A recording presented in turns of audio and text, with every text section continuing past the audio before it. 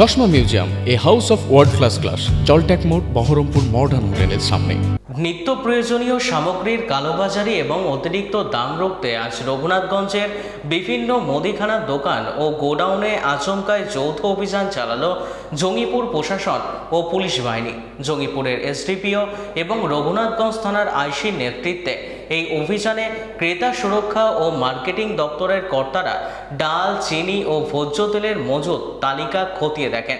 অভিযানে উপস্থিত marketing officer Pranab Banerjee স্পষ্ট জানান, কৃত্রিম সংকট তৈরি করে অতিরিক্ত দাম নিলে ব্যবসায়ীদের বিরুদ্ধে কঠোর আইনি ব্যবস্থা নেওয়া হবে।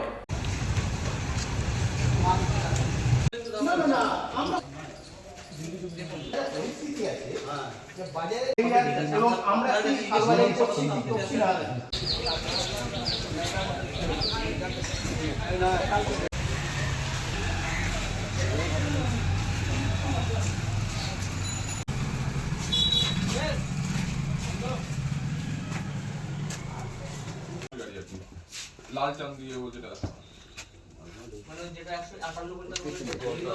বলছিলেন যে আমরা 64 টাকা রেটে কিনেছি, বর্তমানে ওটা 59 টাকা পাইকারি রেট হয়ে গেছে। সেক্ষেত্রে এই ডিজিটটা যদি লাগাতার চলতে থাকে আরও কমবে দিনের দিন। যেটা অ্যাকচুয়াল প্রাইস ছিল 48 টাকা রেট, যেটা খুচরো বাজারে, আমরা সেটাই চাইছি সমস্ত ক্রেতার হাতে সুস্থভাবে পৌঁছে দিতে। এটাই আমাদের সরকারের পক্ষ থেকে আমাদেরকে বলেছে, যারা আমরা প্রতিনিয়ত যাতে প্রত্যেকটা বাজার রেট করি। এই কাজ আমরা এখন চালিয়ে যাব যতদিন পর্যন্ত এই দ্রব্যমূল্য বৃদ্ধিটা হ্রাস না পায়, ততদিন চলবে।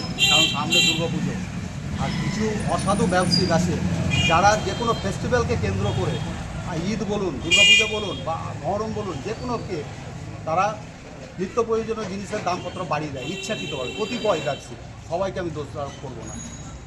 তা যাই হোক, আশা করছি মুখ্যমন্ত্রীর যথেষ্ট প্রচেষ্টায় আর হয়তো এক সপ্তাহের মধ্যে সবটাই কন্ট্রোলে চলে আসবে আমাদের।